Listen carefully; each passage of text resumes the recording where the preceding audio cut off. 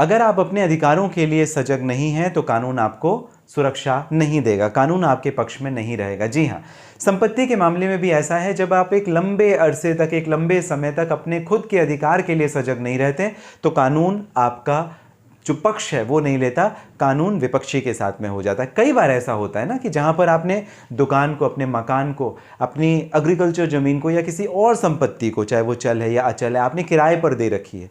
एक लंबे समय के लिए जब आप ये प्रॉपर्टी किराए पे दे देंगे तो एक कानून आ जाता है, एक एक्सेप्शनल कानून आ जाता है जिसे हम कहते हैं एडवर्स पोजीशन लॉ। इस एडवर्स पोजीशन लॉ में क्या होता है, देखिए समझना ज़रूरी है।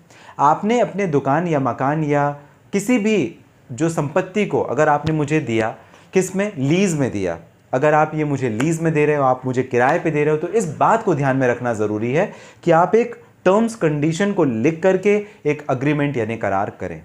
अगर वो करार आप नहीं करते तो आपको काफ़ी मुश्किलों का सामना करना पड़ सकता है। जैसे अगर वो एक लंबे समय का करार है, आपने मुझे अपनी संपत्ति से बेदखल नहीं किया, निकाला नहीं, अलग नहीं किया, तो हो सकता है 12 वर्षों के बाद उसी संपत्ति के ऊपर मैं अपना दावा ठोक दूँ और वो संपत्ति कानून आपको ना देकर मुझे दे दे, वो मुझे फेवर करे, डिस्पाइट द फैक्ट कि वो जो संपत्ति है, वो जो प्रॉपर्टी है, वो आपके नाम पर आज भी दर्ज है, लेकिन कोर्ट ऐसा समझेगा, कानून ऐसा समझेगा, क्योंकि आप स्लीपिंग पर्सन हैं, आप एक्टिव नहीं है अपने अधिकारों के लिए, इस वजह से जो एक्टिव है उसी को कानून फेवर करता है।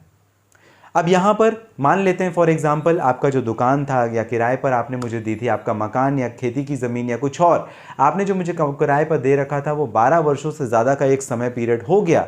आपने उस पूरे समय काल में मुझे निकालने का कोई प्रयास नहीं किया, आपको कोई मतलब ही नहीं, कुछ लेना देना ही नहीं, तो कानून सोचता है कि आपने उस प्रॉपर्टी का त्याग कर दिया है, अब उस संपत्ति की ऑनरशिप के ऊपर आप क्लेम नहीं करना चाहते। और यही आपके लिए काफ़ी घातक हो सकता है, क्योंकि अब ये ज़मीन आपके हाथ से भी निकल जाए, ऐसा काफ़ी ज़्यादा संभावना है। इस वजह से एडवर्स पोजीशन लॉ को आप ज़रूर ध्यान रखें। सिविल लॉ में अक्सर ऐसा होता है, तो ये 12 वर्ष की जो समयावधि है ये काफ़ी महत्वपूर्ण हो जाती है, क्योंकि एक लिमिटेशन एक्ट है। लिमिटेशन एक्ट क्या कहता है, अगर आपने मुझे प्रॉपर्टी दी तो एक समयावधि है, एक समय सीमा है, उस लिमिटेशन के अंदर आपको मुझे बाहर करना है।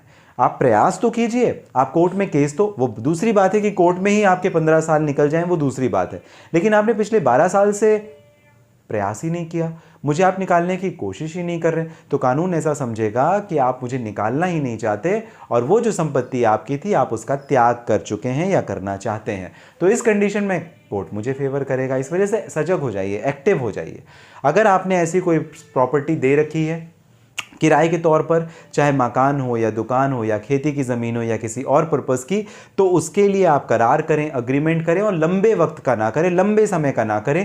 3 वर्ष बहुत ज़्यादा है, और कोशिश करें 11 महीने या साल भर का रहे तो और भी अच्छा, और उसे आप सब रजिस्ट्रार ऑफिस में रजिस्टर्ड ज़रूर करा लें, जो भी आप अग्रीमेंट या करार करना चाहते हैं। आपको ये जानकारी कैसी लगी मुझे ज़रूर कमेंट बॉक्स में मेंशन कीजिएगा। साथ ही साथ कोई प्रश्न है वो भी इस पर्टिकुलर वीडियो के डिस्क्रिप्शन में डिटेल लिंक है, जहां से डायरेक्टली अपॉइंटमेंट बुक करने के बाद आप मुझसे बात कर सकेंगे। आपको अगर जानकारी पसंद आती है सब्सक्राइब ज़रूर कर लें। आपका कीमती महत्वपूर्ण समय जो हमेशा आप मुझे देते हैं, इसके लिए आप सभी का बहुत धन्यवाद।